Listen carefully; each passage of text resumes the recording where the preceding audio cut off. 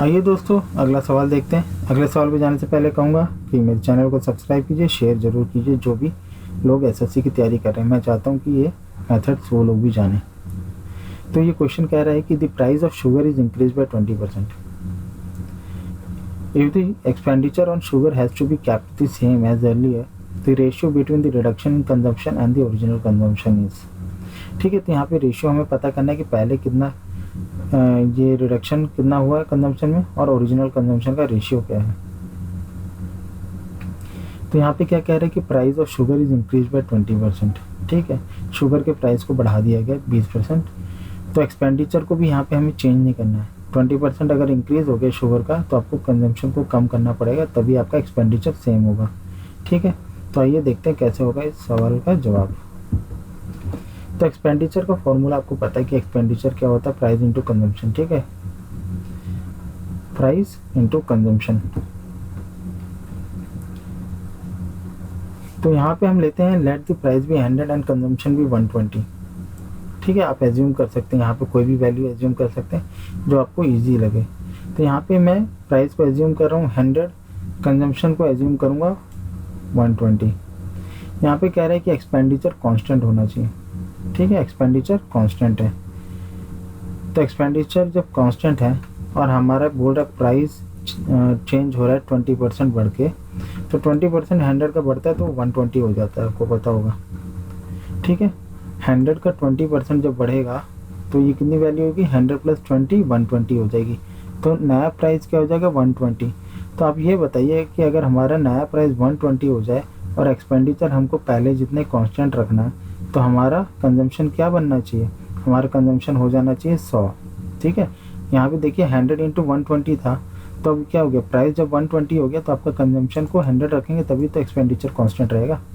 तो आपका एक्सपेंडिचर यहाँ पे सेम रखने के लिए कंजम्पशन शुड बिकम 100। ठीक है, कंजम्पशन को 100 बनना पड़ेगा, ये उसकी मजबूरी है क्योंकि एक्सपेंडिचर हमें कांस्टेंट करना है।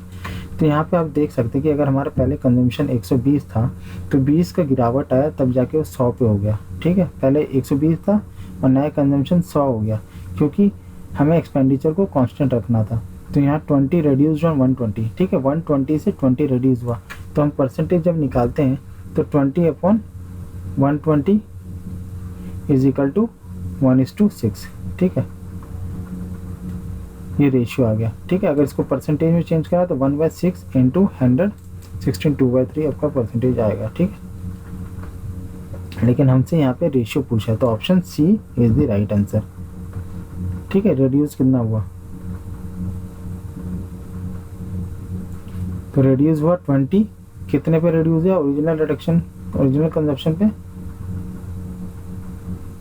120 पे। ठीक है, हमारा ओरिजिनल कंजम्पशन 120 था और रिडक्शन इन कंजम्पशन 20 था। ठीक है, कभी कभी आपको ये ध्यान रखना है कि आपको ऑप्शंस में हो सकता है ये भी दे दे रिडक्शन इन कंजम्पशन की जगह आपको ये बोलेगा रिड्यूस्ड कंजम्पशन। रिड्यूस्ड कंजम्पशन या रिड्यूस्ड कंजम्पशन जब बोलता तो आपकी वैल्यू ऊपर 100 रहती। ठीक है, आप ये ध्यान रखिएगा तो आपका ये रेशियो 5/6 होता। तो ये आपको ध्यान रखना है क्वेश्चन में कि रिडक्शन इन कंजम्पशन, तो रिडक्शन कितना हुआ, 20 रिडक्शन हुआ। आइए इसको सॉल्व करने का और कोई मेथड है। तो यहाँ पे पहली ऊपर लाइन कह रहा है लर्न दिस मेथड आल्सो। ठीक, if price is increase by 20% therefore fraction is equal to 5 equal to 1/5। ठीक है, तो आपको पता है कि फ्रैक्शन वैल्यू आपको पता है कि आपकी परसेंटेज अगर आपको सीखनी है तो फ्रैक्शंस भी आपको पता होने चाहिए छोटे मोटे, और वैसे ही फ्रैक्शन के छोटे मोटे नंबरों को आप इजीली कन्वर्ट कर सकते हैं। तो 20% का क्या होता है, 20/100 1/5 होता है। ठीक है, कोई परसेंटेज चेंज करना ईजी है। तो यहाँ पे कह रहा है कि यहाँ पे मैंने लिख दिया अर्लियर, पहले क्या प्राइस थी, आफ्टर 20% इंक्रीज कितना प्राइस है। ठीक है, ये प्राइस की कॉलम है, प्राइस का मैंने रो बनाया। तो प्राइस मैंने यहाँ पे लिया है जो यहाँ का डिनोमिनेटर है 5। ठीक है, इसको लिया है। अब ये 20% इंक्रीज हो गया तो ये कितना 6। ठीक, 5 + 1 6 या 5 का 20% आप निकाल दीजिए तो 6। तो यहाँ पे अगर प्राइस पहले 5 था बाद में 6 हो गया तो कंजम्पशन आपका क्या हो जाएगा, कंजम्पशन 6 हो जाएगा और बाद में कितना हो जाएगा 5, क्योंकि आपको एक्सपेंडिचर कांस्टेंट रखना है ना। अगर 5 आपका पहले था और 6 बाद में हो गया तो आपको कंजम्पशन 6 पहले रखना है और बाद में कितना रखेंगे 5। तो यहाँ पे आपका 1 का रिडक्शन हो रहा है, 6 से 5 में 1 का रिडक्शन हो रहा है। तो आपका कितने पे रिडक्शन हो रहा है, 1 का रिडक्शन हो रहा है कितने पे, अर्लियर वैल्यू 6 पे, तो 1/6। तो आपका ऑप्शन सी 1:6। आइए एक और मेथड देख लें इसको करने का। एक्सपेंडिचर का फॉर्मूला यहाँ लिखा है, expenditure is equal to price into consumption, shortcut में इसको पी एंड सी लिख सकते हैं। ठीक है, न्यू प्राइस क्या कह रहा है, ये 1.20 पी। ठीक है, 20% जब इंक्रीज हो जाता है कोई वैल्यू तो p इंटू 1.20 होता है। 1.20 आपका आता है 1 प्लस x/100 वाले से फॉर्मूले से आता है। 1 प्लस x/100 टाइम्स जो वैल्यू हो जाती है तो x परसेंटेज इंक्रीज हो जाती है।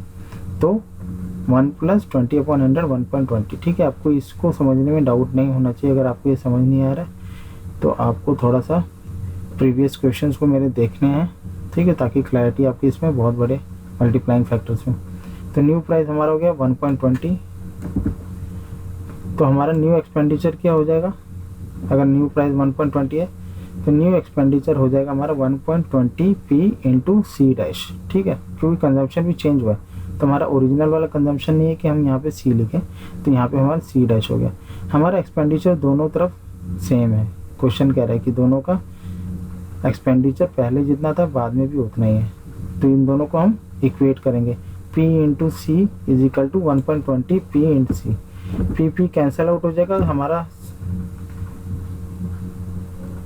बचेगा C/C डैश, C/C डैश।